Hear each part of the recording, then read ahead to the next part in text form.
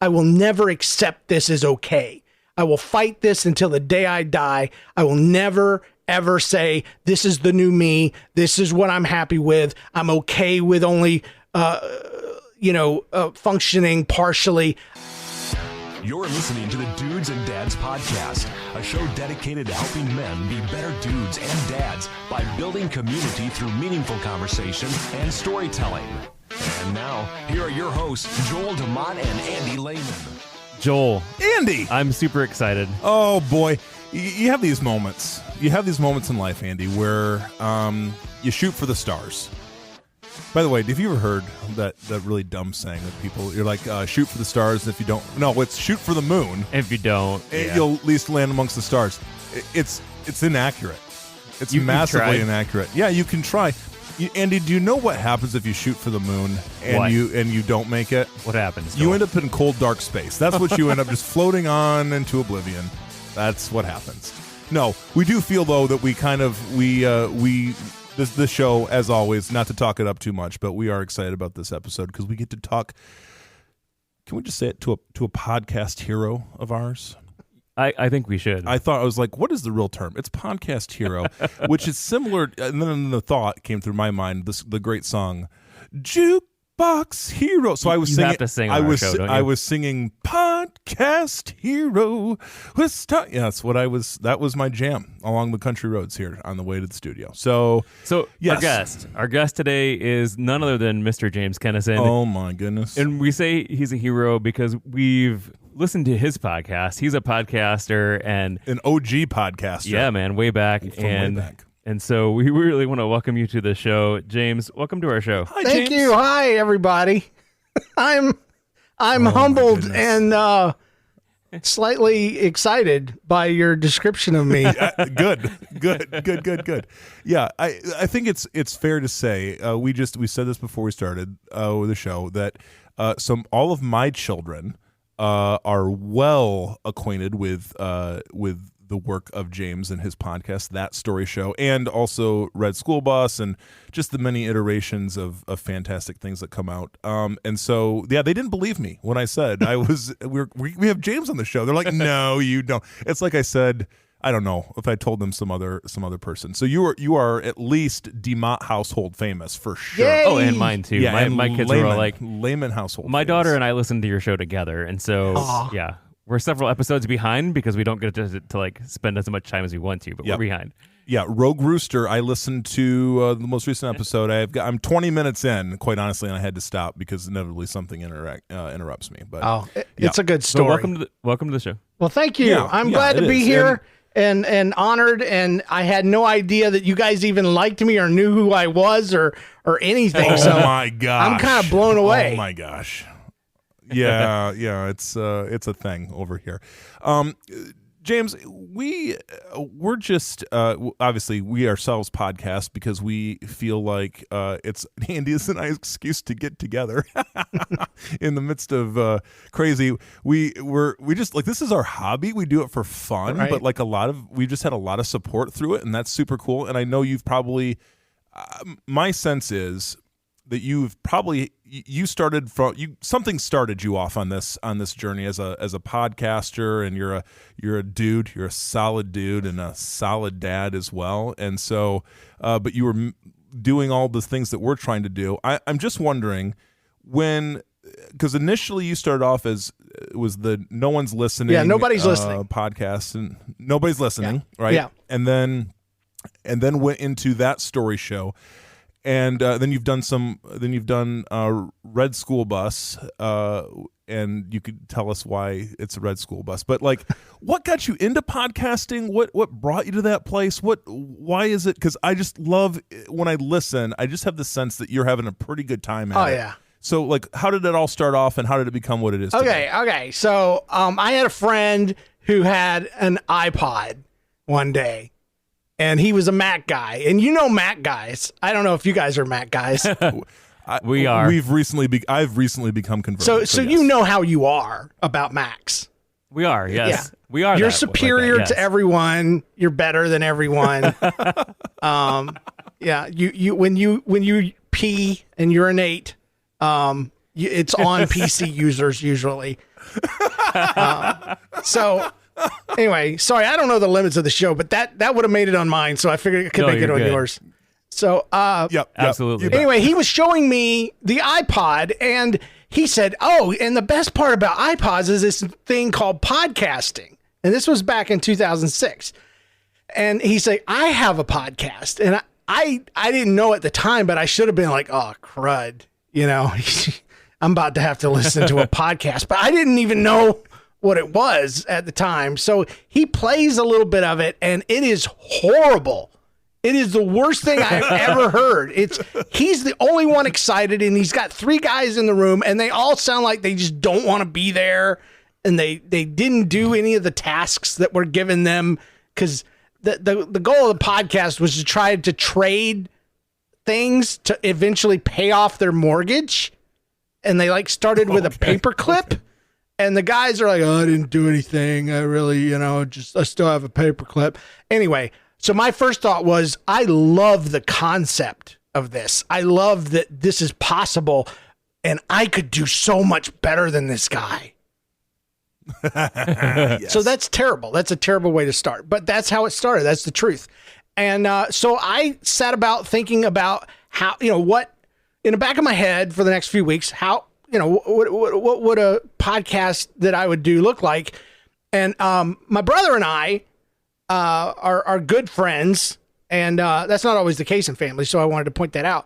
But we had a weird upbringing, and we always have these stories, and he was in a habit of telling people stories, and they wouldn't believe him. They wouldn't believe that we grew up in a triple wide trailer where part of it was the double wide, and the other part was a single wide trailer that they just pulled up next to us and then cut holes through so we could walk into the third part of the trailer.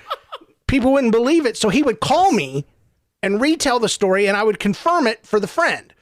Well, I was like, David, why are we doing this one person at a time? We could do this for literally dozens of people, at the time. I was dreaming big, 24 people maybe. So we did. We sat down, much like you guys do. We borrowed a bunch of church equipment and cobbled it together in my office. And on Wednesday nights, when I was supposed to be finding out what the Royal Rangers were doing with their time, I was down there recording a podcast with my brother.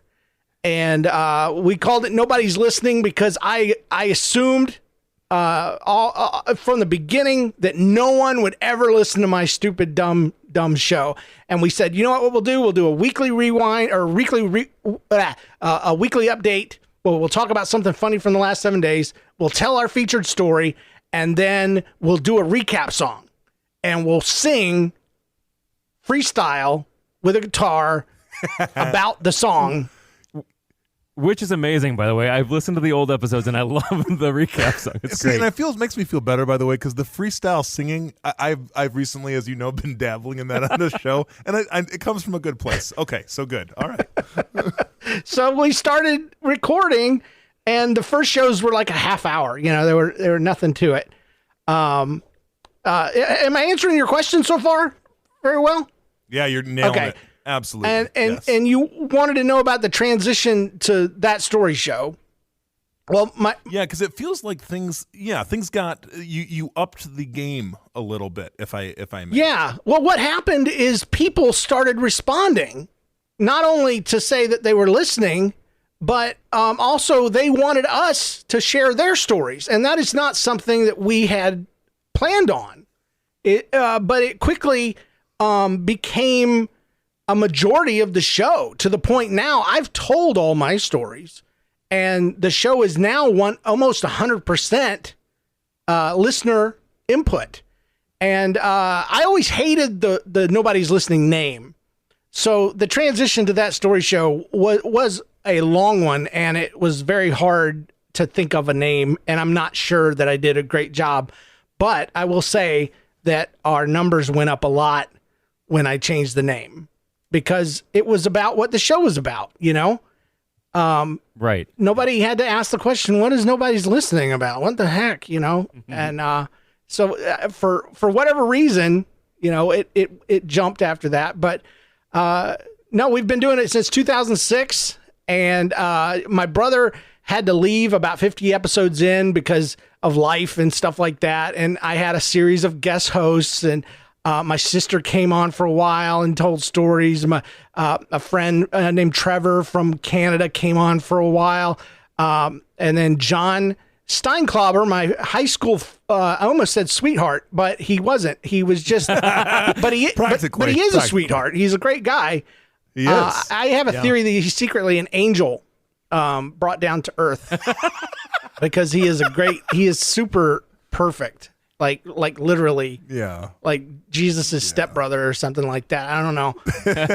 But so John came on, and we've been going strong ever since. We've taken breaks here and there. I do struggle with depression and anxiety, and it's taken me out of the podcast game for as long as up to 2 years one time. But my audience, I always say this, I don't have the best podcast, but I do have the best audience in the world, and they have stayed subscribed. They've been faithful. They more faithful than I've been able to be. And and that's kind of brings us up to today, where we're just doing the best we can, trying to be entertaining. We keep it clean. But it is not a show for children. That story show is not. Under 10. Yeah. 10 and up is what we say. We kind of rate ourselves like a video game. E for everyone, 10 and up. That's what Red School Bus is about. You mentioned Red School Bus.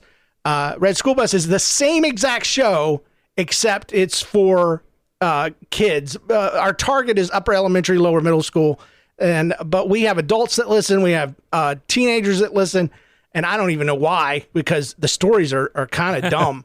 Well, I'm not trying to be mean. And I'm not trying to turn people off to possibly listening to my show. I'm just going to say kids write dumb stories.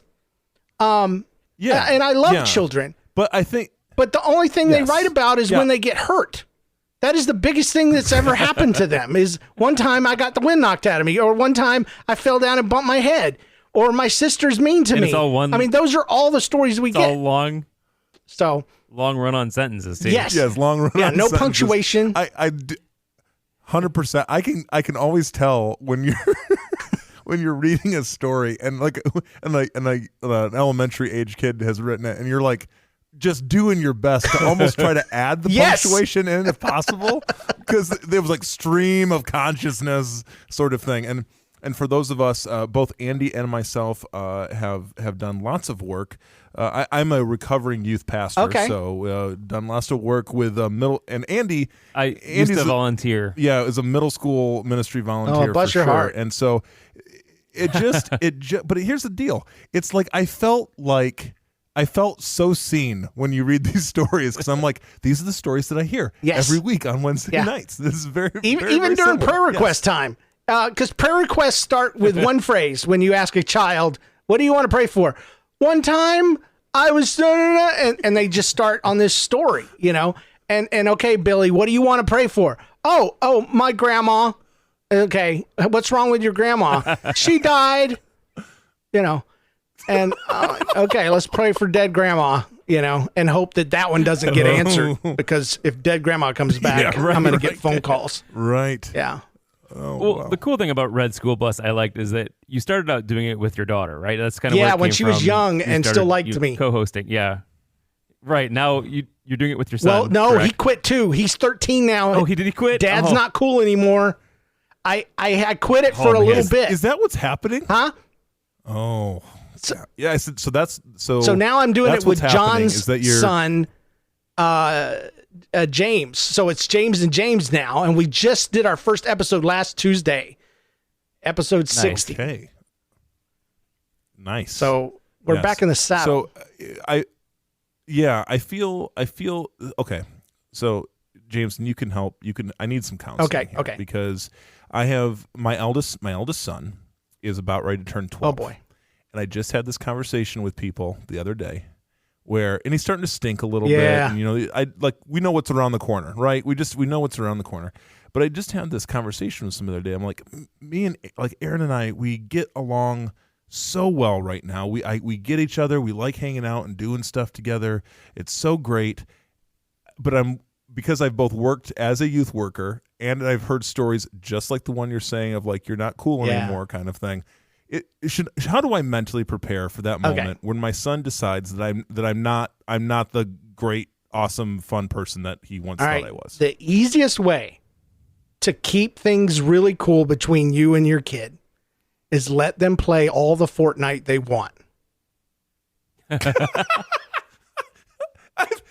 So this is terrible because I've been keeping him from playing all the Fortnite that he wants. Right. So or whatever. That is the really honestly the only way to keep things. If you want to stay a cool dad, it will destroy their social life. It will ruin any kind of discipline structure you've ever had. It'll undo years of life that you've spent with them. But it is the key to a happy child. I'm both more cemented and more conflicted in my perspective. No, I don't know what the key is, because they don't like anybody that tells them what to do. It's like they turn 3 again. Yeah, you know, and they kids get superpowers as they grow. That's what I always say. They always get a new power. One of their superpowers, for instance, was walking at one point. And what did they use their superpowers to do? They used them to get into trouble, to reach things they weren't supposed to reach, and to get onto stuff and to climb couches and get in dresser drawers and all kinds of terrible things. And they're no different in high school or upper middle. They're getting superpowers. They're getting, constructive thoughts and criticisms, and they start to look at their parents as other than just these idols that they're supposed to obey no matter what. And they don't know what to do with it. And so you have to step up as if they're 3, and you still have to squash them and help them and direct them and shape them and mold them. And they hate it. They hate it so much, but you can't whoop them anymore. So that's right. That's true. And timeout is out of the question. So, it's about that device, baby. You gotta control that device. That is all I have. Yeah. That is all that is in my back pocket. My wife now, with our app, the app that she has for our internet, is like, we were on a good roll for a while.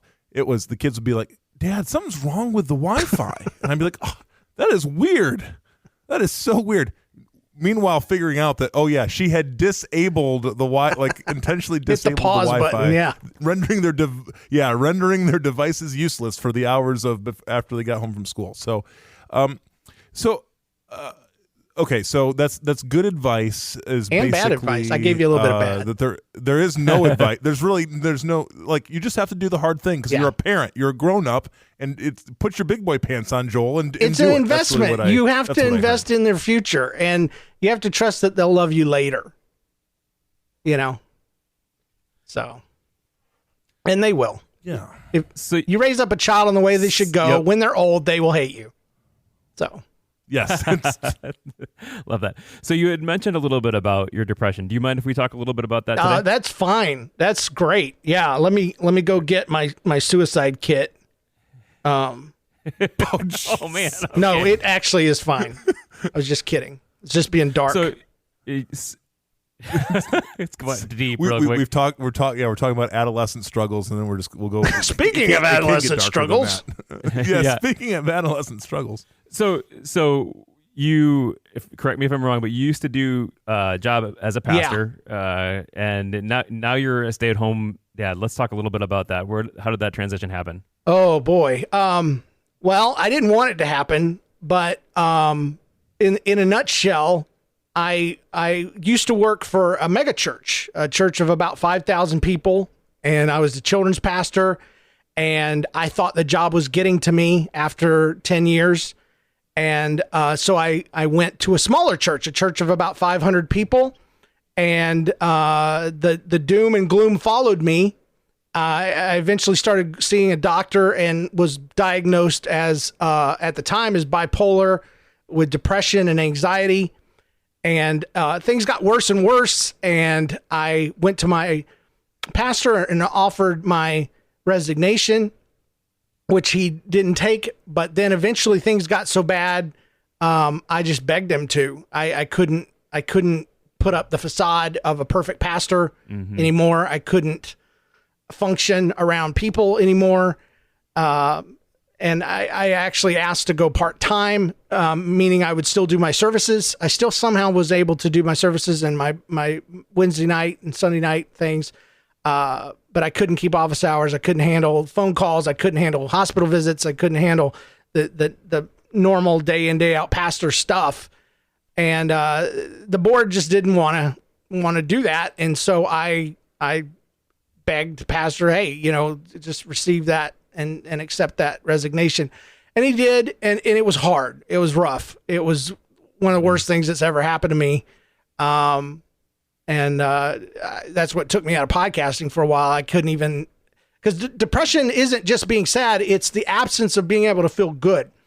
And so every single thing that you do, whether it's good or bad, takes away your energy. And depression is also kind of like, I tell people, it's like being at a theme park. You get a phone call and they say your spouse just died in a car accident.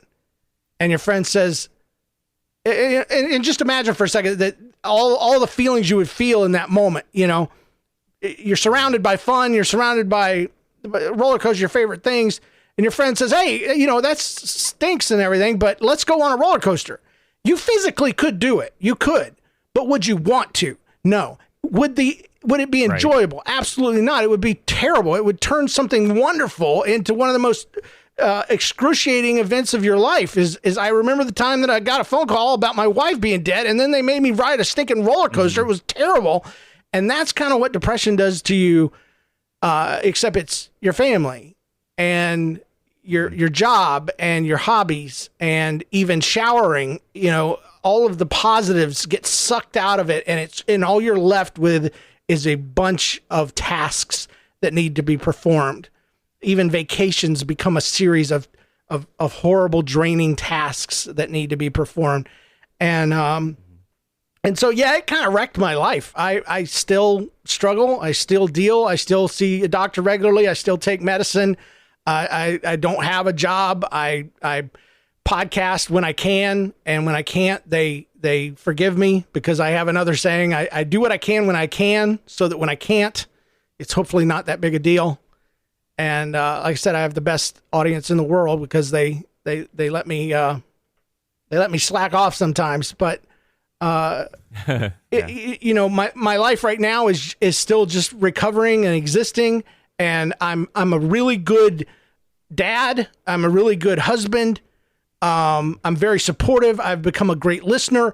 I've lost any kind of temper that I used to have in my before all this. So it's changed my personality a bit. It's made me weaker, I guess. And that's probably why I'm not real gruff and easily angered anymore. But I think, when I'm in a condition like I am now, where I can think positively, I look at it and I do see benefits, because I focus on what's important. I can't be a pastor, but I can be a good dad. I can be a good husband, and I can be a podcaster. And I can do things around the house to help. I can, stay alive, instead of giving up like my dad did when he was 43. So, yeah, I don't know. What else do you want to know about it? It's no, I think those are all Like I think that thank you for being open and honest with us. I appreciate that. And thanks for sharing with our audience about that. If you had one word to say to guys and dudes who are struggling with depression, because obviously depression is looked down on, like especially in the church. I think a lot of times the church. There's no understanding. They think it's a spiritual issue or a hidden sin or something that's just made up. Like Christians don't deal with that. That's right. Yeah. And so I appreciate you being open and honest about that. But if there's guys in our audience that are struggling with depression also, what advice would you give them? People always give you advice when you are, sure, and you get to where you've heard everything, and it doesn't really matter because you feel like you want to not be alive anymore. And when you get to that point, when you are self-destructive and you believe with all your heart that the world would be better, your family would be better if you were not in this planet, or and that goes two ways. Some people lean towards suicide and they think, oh, I should end my life. Other people, like myself, I lean toward, I wish I'd never been born. They're both the same thing. But Right. so I won't give advice. What I will say is this, is that there is hope. It doesn't last forever. It does get better. And whatever you're dealing with right now, will not last forever, because the one thing depression is above everything else is a liar. Everything it says is a lie. And it seems like the truth because it's rooted in truth. You know, you are a burden to your family. It does suck to feel the way you feel. You know, all these different things are based in truth, but like the devil does, he takes the truth and he wraps the lie around it. And when you have these moments of clarity and depression, you'll think back about it and you'll be like, yeah, it does suck for my kids to have a depressed dad, but they love me and they want me around, and I've even interviewed him and asked him.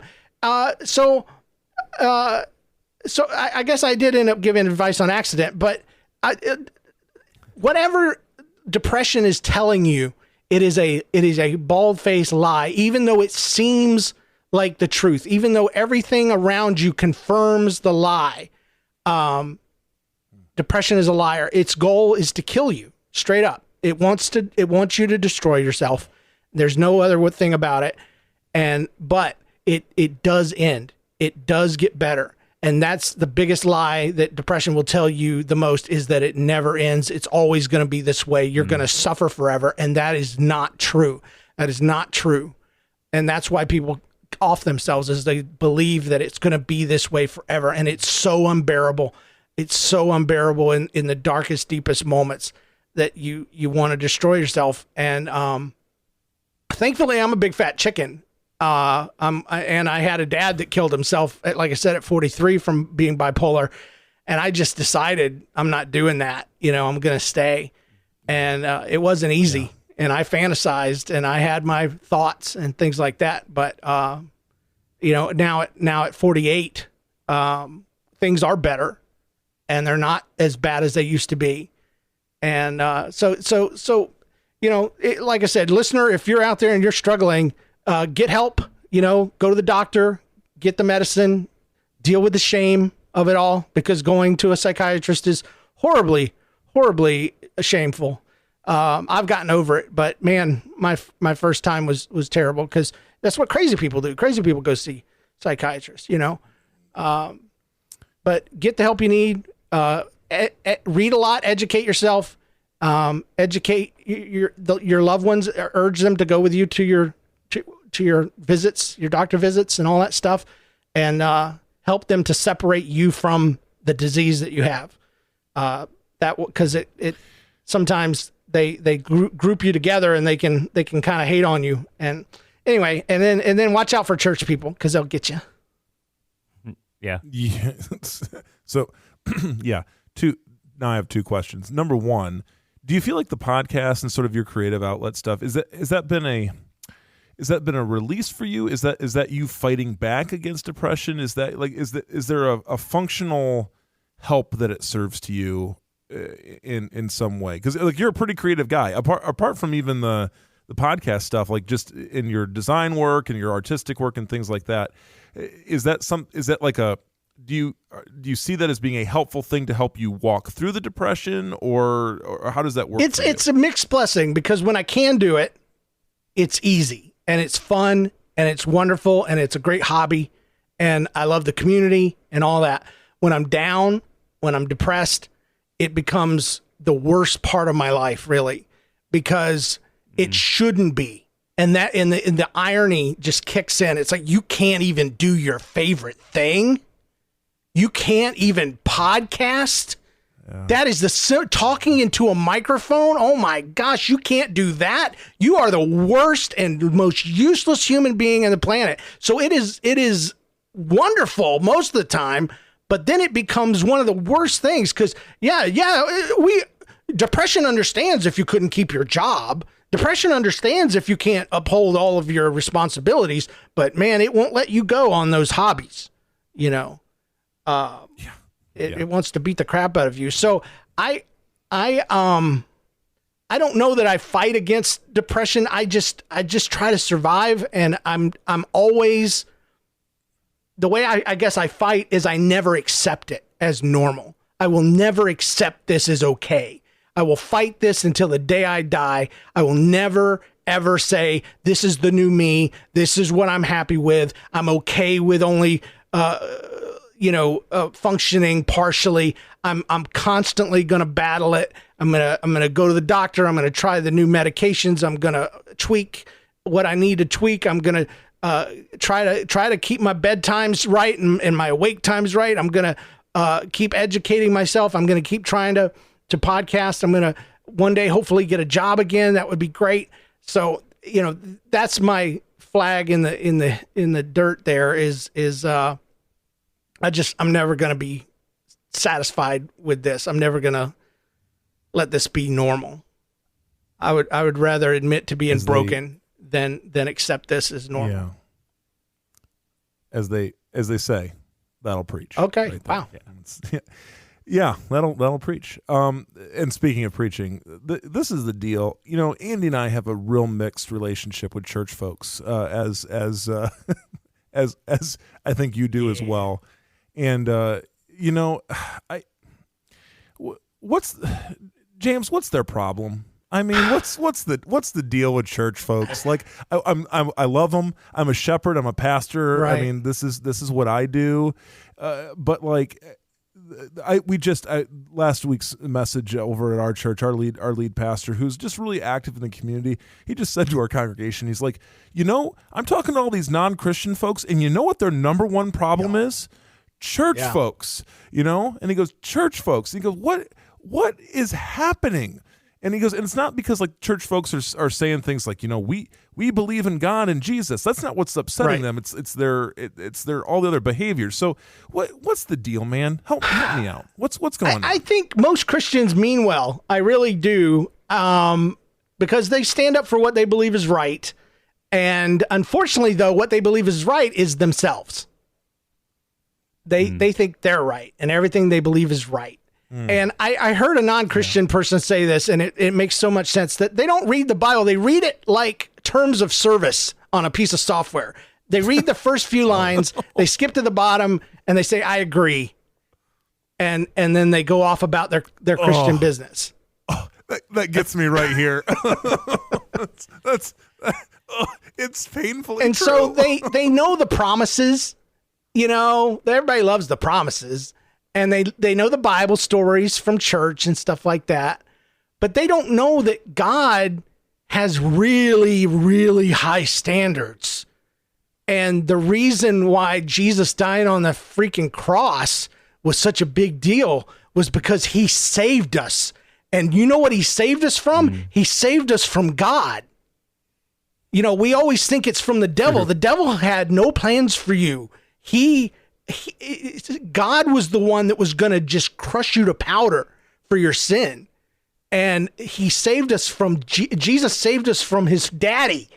And God took out all of his crud and all of his anger and all of his rage and everything on Jesus. And he paid the price for our sins. And that's why it's a big deal. I used to look up at Jesus on the cross and it never used to affect me. And now that I understand what I understand about the whole thing, because I read the Bible, believe it or not, I read the whole thing, and you really get a sense that God is not this happy, friendly Santa Claus guy. And I don't know what's wrong with people though, is that they're not discipled and they're not acting like Christians. They go to church. It's the old children's church analogy. You can put yourself in a garage, but that doesn't mean you're a car, So you can go to church and you can read your Bible or whatever. That doesn't necessarily make you a Christian. What is a Christian? A Christian is someone who's Christ-like. And what does Christ do? We read the Bible. He talks to sinners. He befriends people that no one else likes. He tells stories about people that no one should ever talk to according to culture and all that, and makes them the hero of the story. Like in the Good Samaritan, he stands up for people caught in adultery. And today we're known for standing against all of those people. And I think our biggest problem is that we come across like we're better. We hold salvation, which is a free gift of God. We hold it up like a trophy over our heads in the face of other people rather than as a gift to be shared. We forget the love that drew us to Christ. And we forget that we need to give that same kind of love to the unsaved. And we get in our Christian bubble where we listen to Christian music, wear Christian t-shirts, go to Christian clubs and Christian small groups and Christian church.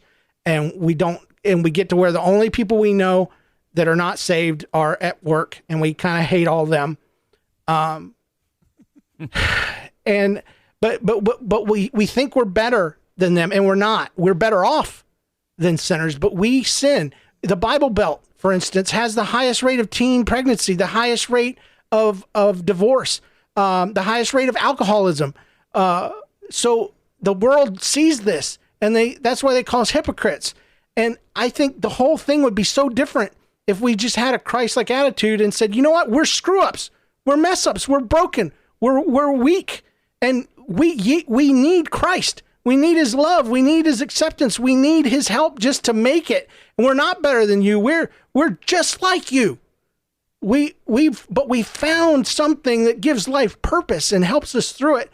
And I think the world would be able to look at us and say, you know what? They're not perfect. They're pretty bad off. Their teenagers are getting pregnant. They're drinking a lot or whatever. But they at least wouldn't hate on us and act like we're better than them. I don't have all the answers. I just know that I'm in the same boat as your pastor. I talk to a lot of unsaved people, and they have a sense of morality, and they are searching for truth. They're looking in a lot of wrong places, obviously, but they just shut off anything to do with God, and it's not because of God. They don't have a problem with Christ. They've never seen anybody live it out the way Christ intended to, you know?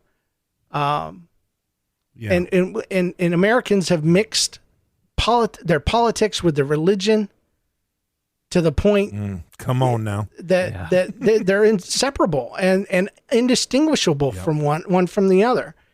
And they've mixed their race right on in there too. Let's just get down to brass tacks here.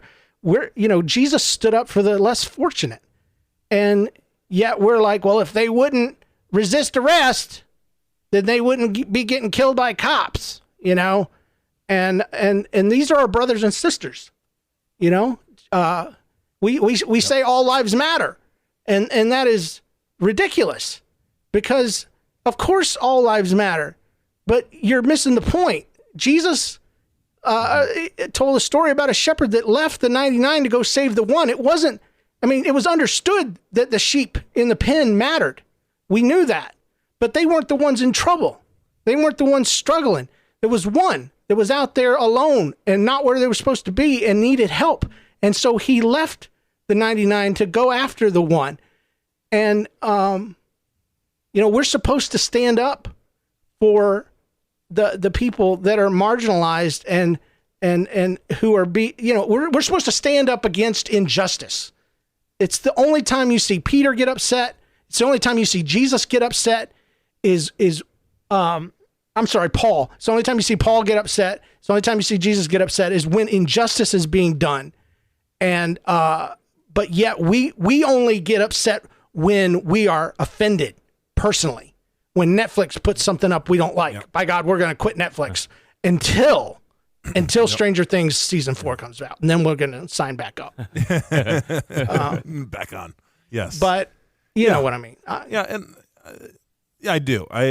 Yes, and I just see it like this season that we're in. It's been a weird year and a half, going on 2 years now. We're just like everything has kind of been shaken in so many ways to its foundation. And you know what I said this, and this has been probably a year ago. I said this to a colleague. I said, what I'm having to do as a pastor is really look hard in the mirror these days, because I thought, in one way or another, I could convince myself that we were doing this whole discipleship thing really well because we were putting a lot of energy and effort into it.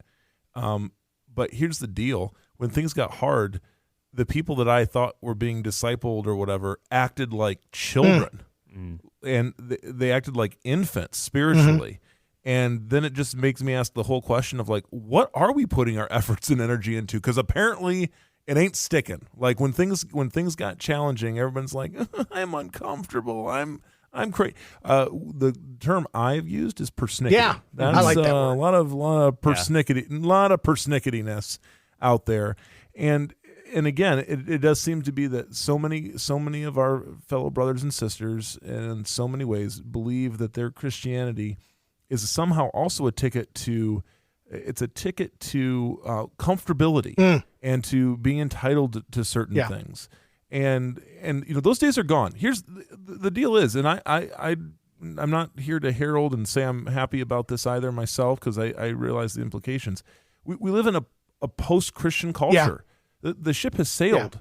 Like, the ship has sailed, y'all. We don't get a special VIP parking pass for being Christians anymore. Like, that's not a thing. We enjoyed those times for a little while, and now, and really this all ties back into, I first just asked, like, what's the problem with Christians? Because it is like how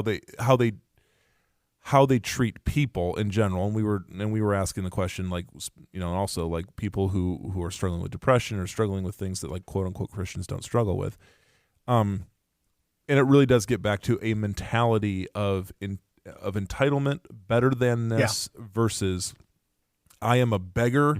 I am a beggar who was fortunate enough to find bread, and I want to share bread with other people, and that is the mentality. That is the mentality, I think, that helped the church grow in the first centuries, and then it's the mentality that we left that has caused. Well, we're called to be servants. We got every denomination under the sun. That was the example that Christ gave, is to be servants and to love others. They will know we are Christians by our love, but they know we are Christians by our judgments. Yeah. And I don't understand that's the indignation people get about sinners who sin. It's so funny to me. Like, you're surprised? Yeah. Right. They're like, oh my gosh, I can't believe they're sinning. Oh, I hate them now, and I'm going to stay away from them. And it's like, the Bible says to be in the world, just not of it. And we've done the opposite, the exact opposite, where we're just like the world, especially stats-wise, but we're separated from them completely, socially and otherwise. Yeah. And it's a big problem. So, James, my question, my other question then too, because I'm thinking of so many things I could ask you, but for the sake of time, what I would wonder is, like, when you're doing like that story show, for instance, when you're doing the podcast and things like that, in what way do you believe that you're offering some sort of antidote, some sort of help? Because I know the way my family has experienced it, and what you and John have put out, and your family, your family members and your kids and everything. I know how we've experienced it. Is there a mission? I get, because I'm not trying to dive too deep. Be like, what's your vision and plan for the show? Like, that's not what I'm asking. But is it, because if you're like Andy and I, there is no vision and plan. This is fun, and we're doing it, and we think it's a good thing to do. Right. So, how do you think about what you put out there in terms of, like, because you've obviously there are issues out there, and you've clearly identified what those are in so many ways. Do you think that what you're putting out into the world, so to speak, in some way speaks to that? That is hard. That's a hard one. That's a hard question. No, That Story Show is a show that I would say it's not a Christian podcast, but it's a podcast by Christians. And I think that comes through.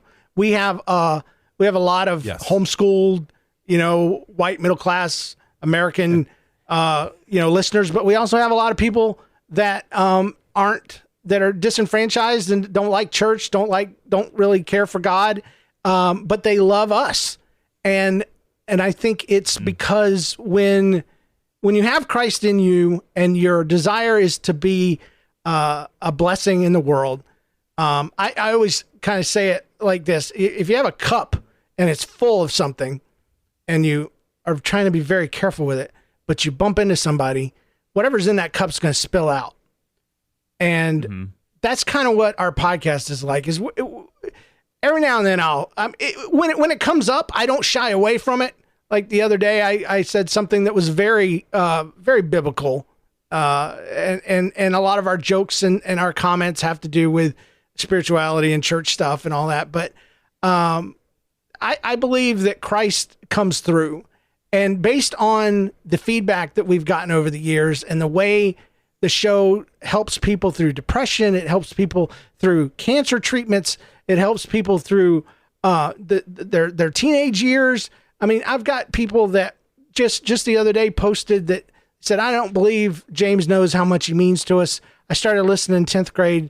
Now I'm 30 and I have a child and I'm married, and, you know, he's been there the whole time. And I don't even know how to accept, you know, things like that. I strongly believe in the whole St. Francis of Assisi thing. You know, go out and preach the gospel, and if you have to, use words. I believe that your lifestyle should be the most attractive thing about you as far as drawing people to Christ. And then for those that want a more real, down to earth experience with me, I have a program called the Gospel of Kennison, which is very tongue in cheek because I talk about my life and I talk about my beliefs and my faith and all that, but I couch it in, this is just my opinion. So, you know, even when I'm preaching, right. So, you know, so go easy. On me. Yeah. It's don't start a religion based on this, but it's called the GOK, the Gospel of Kennison, and GOKcast.com. And folks who want more can get it there. And that's just a no holds barred type of situation. But no, I mean, people have come to faith in Christ through my stupid little show. I could show you the emails that a guy literally prayed as he was typing out the email that said, I don't know who's out there, but the God that James believes in, I ask you into my life right now, you know? And it's crazy. Now that's only happened once that I know of, but it's more than zero. And that's correct. Two of my listeners got together and they got married and they have a baby, and I claim that baby as my baby. I helped make that baby. 100%. Yeah, that's a show baby. 100%. So if I hadn't started my dumb little hobby podcast, you know, none of these things would have happened. And it blows my mind. It humbles me, and it blows my mind. But no, we don't hide our Christianity. We don't hide our faith at all. You know, we talk openly about it when it comes up, but we don't shove it down people's throats either, you know? And I think people appreciate that. I think even the Christians appreciate that. Yeah. Amen. Yeah. Yeah.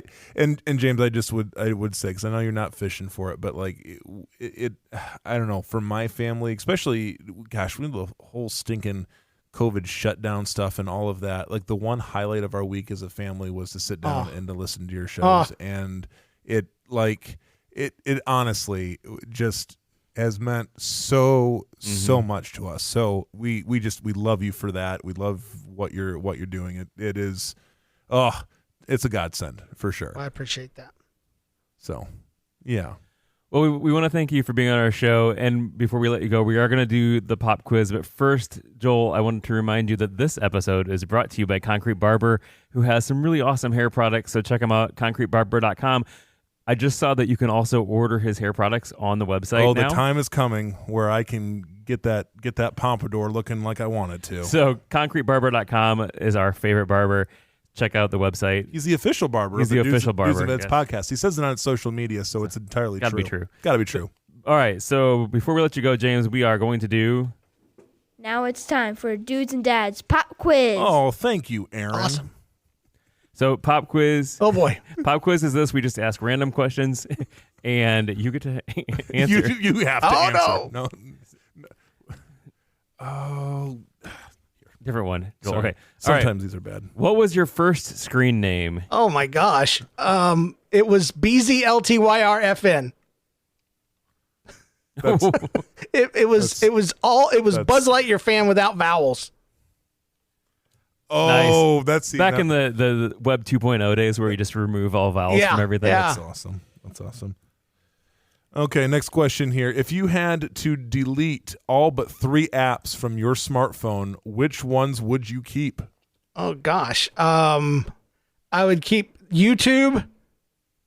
I would keep the phone app because it is an app. Good. Good one. Yeah. And the messaging app. Does that All right, count? Good answers. Good answers. All right. It does. Yeah, yeah. Yeah, sure. Absolutely. What is your recurring nightmare? Oh gosh, it's a theme. There's always something going on. I'm back at work at Sheffield in Kansas City, Missouri, and it's Sunday. I'm not prepared. I'm not dressed for it. They've rebuilt half the church. I don't know how to get anywhere, and it's just rough. Nobody knows me anymore. All my kids are grown. It's terrible. It's over and over. That does sound like a nightmare. Okay. Okay. This we'll see. Who is your favorite hero of fiction? Oh goodness. Fiction. Oh, James, come up with something. John Wick. John Wick. Nicely done. Okay. All right. And my last question is going to be, if you had someone following you around at all time, what would you have them do? Oh, like they have to do whatever I want them to do?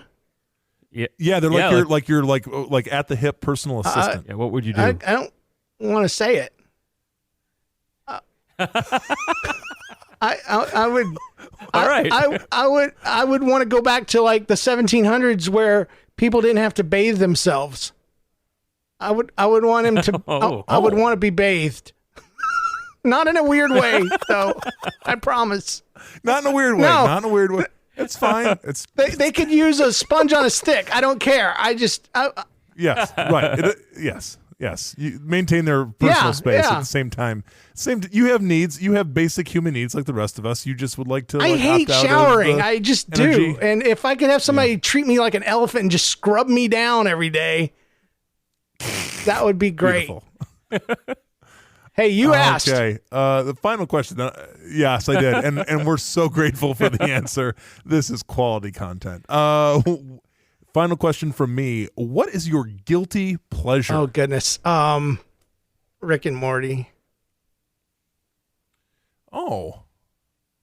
Yeah. What makes that your guilt? What makes that your guilty? Because pleasure? it's bad. Is It's bad stuff. It's so creative and so well written, and it's got such a great story to it. But it would be, I mean, we're talking about church people that freaked out about Bart Simpson and Harry Potter. I mean, Rick and Morty would just, melt their Yes. faces. Melt their faces. Yes. Melt their faces. I gotcha. Awesome, James. Well, you've completed our pop quiz. You successfully navigated that, and we appreciate you for it. I don't know about that. Yeah. Thanks for being on the you did. Yeah, you it's did. pretty. We've had worse. I won't name names, but But tell everybody where they can reach you, where they can find out your Well, shows. if you want to know and things everything like I do, you either go to jameskennison.com or nlcast.com. NL as in nobody's listening, CAST.com. But look up That Story Show in iTunes or wherever you get your podcast. Red School Bus, Gospel of Kennison. That would be awesome. I'd love to hear from you. You can email me, james@nlcast.com, and I'd love to hear from you and see what you thought about me on this program too. So thanks for having me. I have had a lot of fun. We're glad because I may or may not have lost a little sleep. I don't know how well this would go because I'm like, please let James like us. Oh no, I and love hope you this guys. goes. This is the best show ever. I'm going to quit my show and just listen to Oh, this that's one. fantastic. Oh. Hey, well, you are welcome back as a guest any time. In fact, whenever Andy and I decide, one of us decides that we've just had too much of that week, you just guest host. We clearly he's got the resume. I'll tell you what to do. So. Here, we had to solve a problem on our show because somebody said something about they want us to continue until Jesus comes back, and then I realized that the show would end once Jesus comes back, probably. Right. I mean, John would definitely go. Probably. I don't know if I would. But what I'm offering is if I don't go, you could just send me all your passwords and stuff, and I'll keep your show going along with mine. So. All right, it's a deal. That's a good commitment. I like that. It's official. It's in the contract. Yeah. Oh, my goodness. Friends, appreciate you so much for tuning into the Dudes and Dads podcast. As always, you can shoot us an email over at dudesanddadspodcast@gmail.com. Wow, you're singing. And, make sure to go to our website, dudesanddadspodcast.com. You'll find all of our episodes there and anything else you really want is all there. the stuff. We're embarrassingly easy to find. So just hop over there. Guys, we appreciate you. Thanks for listening. It's been a joy as always. And until next time, grace and peace and rock and roll.